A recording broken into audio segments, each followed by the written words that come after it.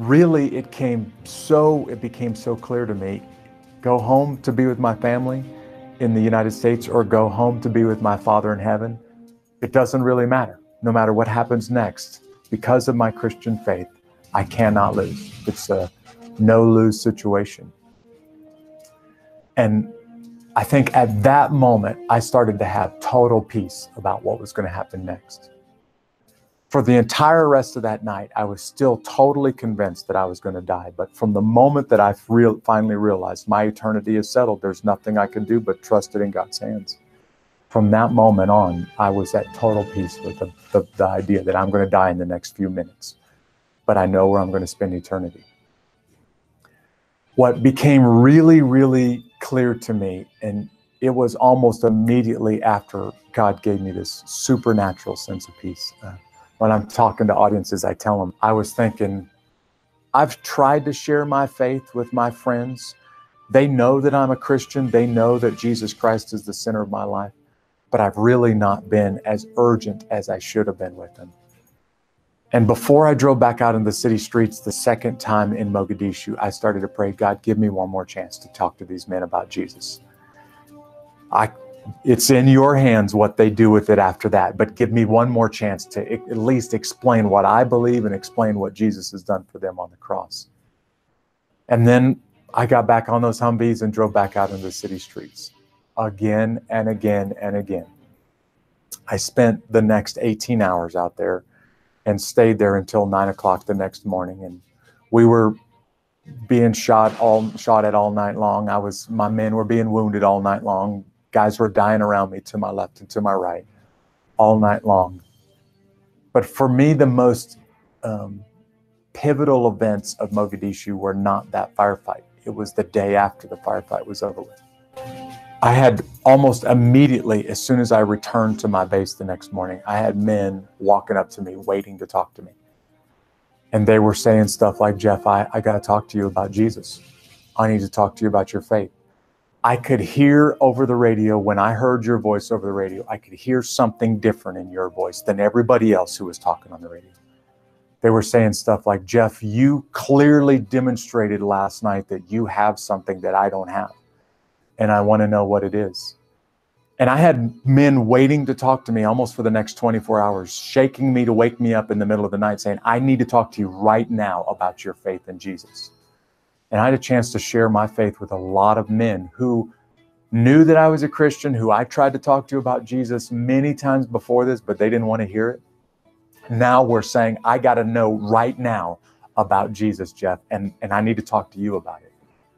And I think what really captured it for me was I developed this sense of urgency in Somalia. I realized, man, life is precious, it's short, and the few opportunities that I have to share my faith with somebody, I'm going to take it as soon as I have that opportunity, because there's no promise that I'll have a chance tomorrow or next month to talk to somebody about Jesus. And just the sheer violence of Mogadishu showed me how fragile human life is. And I feel like I can look them in the eyes and honestly say, I know what you're going through because I've been there myself. And let me tell you the difference that Jesus Christ makes. Let me tell you the difference going to war makes when you have Christ as the center of your life versus no faith whatsoever.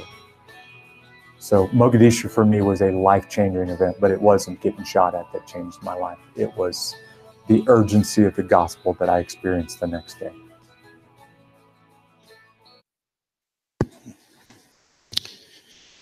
Those 100 men, a little over 100 men, were all special forces, highly trained soldiers. So was Jeff Stroker. He was a sergeant of that Humvee unit that went in and out. That mission was supposed to last only an hour. They went out mid-afternoon, sometime 2:30 in the afternoon, and so forth. So therefore, when they were told it was only going to last an hour, they didn't take extra canteens. They didn't take extra ammo. They didn't take night vision goggles. They didn't take all the equipment that they had. And so when they were out there, and this battle lasted until the next day, it went from the 3rd of October to the 4th of October.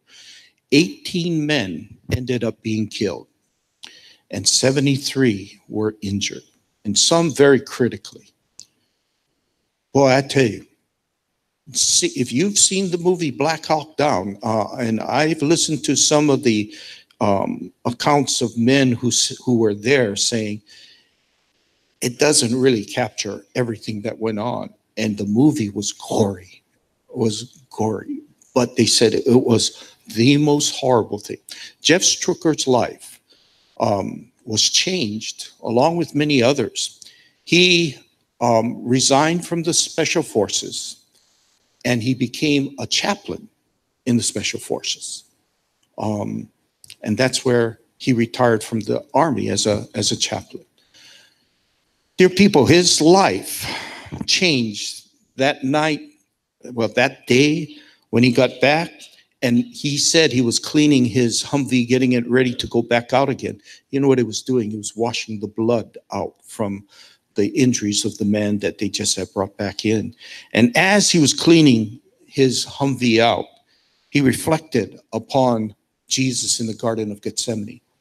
He mentioned verse 39 of Matthew 26, where it says, he went a little farther and bowed with his face to the ground, praying, my Father, if it is possible, let this cup of suffering be taken away from me. He didn't want to go back out there. You heard that. He didn't want to go back out there. Many times we don't want to do what the Lord wants. But listen to what Jesus said. Listen to what Jeff Strucker said. Nevertheless, I want your will to be done. Not my will, but your will be done. Dear people, that's when you come to the point of trusting God 100%. You're not doing it according to your desires. You're doing it according to his desires.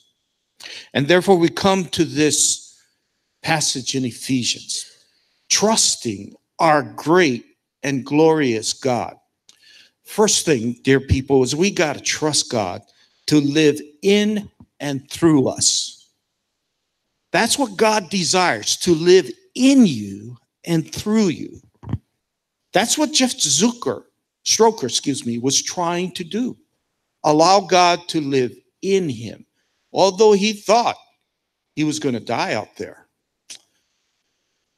He said, as he was bringing that first wounded man in, he left that injury site, and then he was going down the street, and then he made a right turn onto a main street. And when they made that right turn, it seemed like